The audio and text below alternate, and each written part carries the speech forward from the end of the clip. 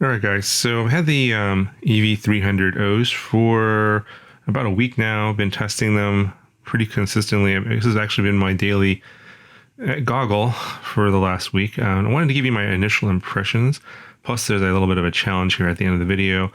And this will give you an opportunity to also ask any questions you might have about these new goggles, and I'll have them answered in the full review that will be coming out shortly.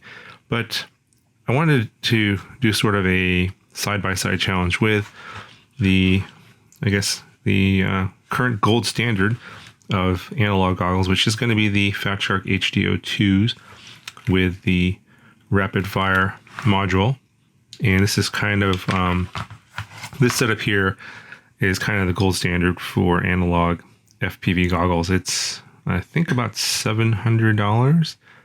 About $650. I think it's like $500 for the goggles and $150 for the module. So about $650 at regular retail price. Obviously, not taking into account various coupons and sales and all that kind of stuff, which will happen occasionally. But I think currently the price is about $650 for this setup here. And most people in the FPV community consider this to be the gold standard for analog FPV. So the EV300Os is kind of like the new challenger on the block here, and I know that everyone wants me to compare this to XYZ goggle, XYZ receiver, and there's just not enough time to do that kind of testing.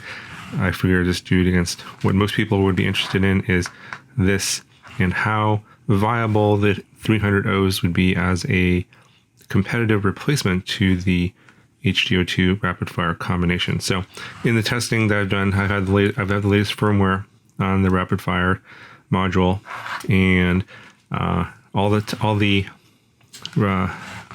least the side-by-side test you can see in the parking garage in this video is with these antennas here. These are the Rush Cherry antennas, and they're just going to be in this orientation here at 90 degrees like this, and they're actually sitting side by side. The goggles are sitting side by side next to each other, and I'm actually flying with another set of goggles, so you don't have any variation in terms of like head movement and such. So if I'm, say if you're flying with one of these goggles, then of course you're going to have, changes in orientation of the antennas, which will affect the results.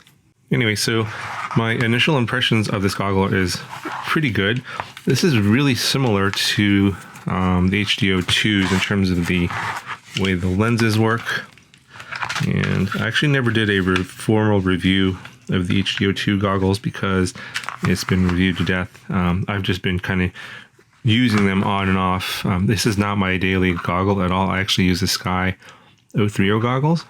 And the reason is the way the faceplate is here. They only have one faceplate. It's too narrow for my head, so the sides of these the faceplate digs into my side of my head, and I can't quite get the right focus because I can't quite get it close enough to my face, even with the adjustable lenses, and I just can't get a good image. That's why I don't fly with these.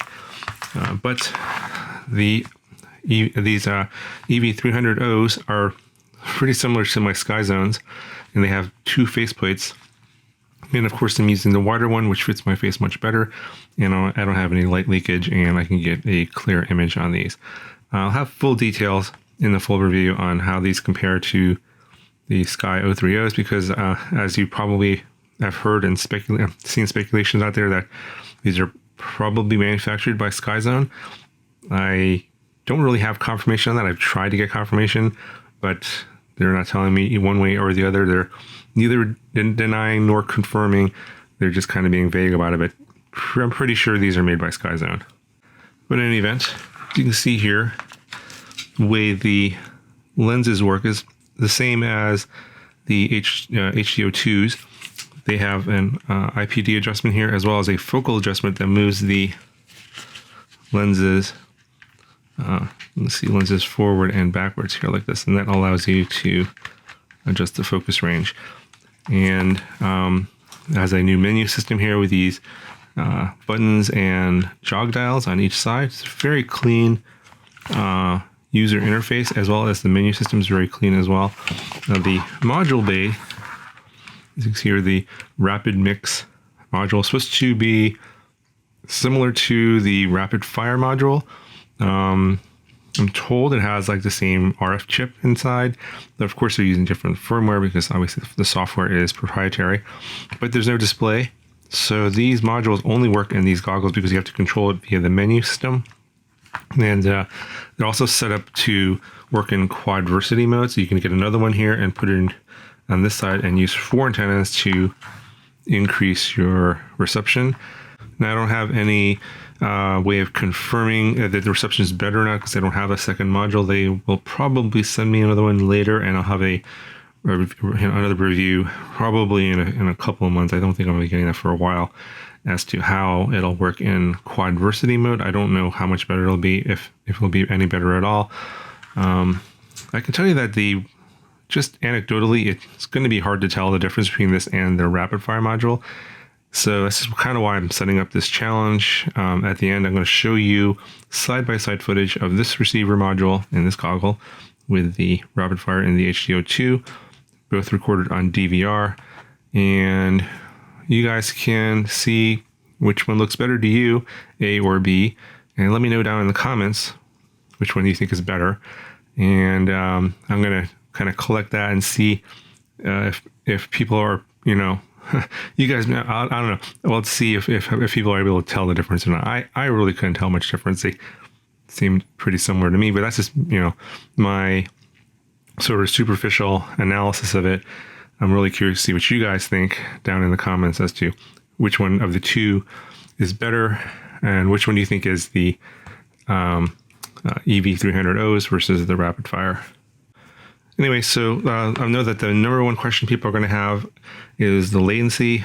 Eachine did do a latency test via, I think, a oscilloscope. So I'm assuming that that's the proper way of doing that test.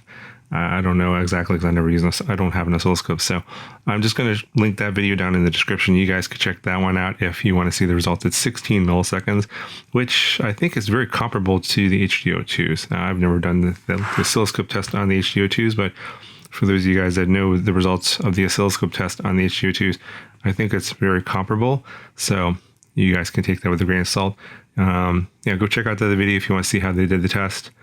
And for me personally, I'd be flying with these two. I can't tell the difference in terms of latency. I just that the image is blurry on the H.2O2s for me, and it's clear on the EV300Os for me. So that's just for me.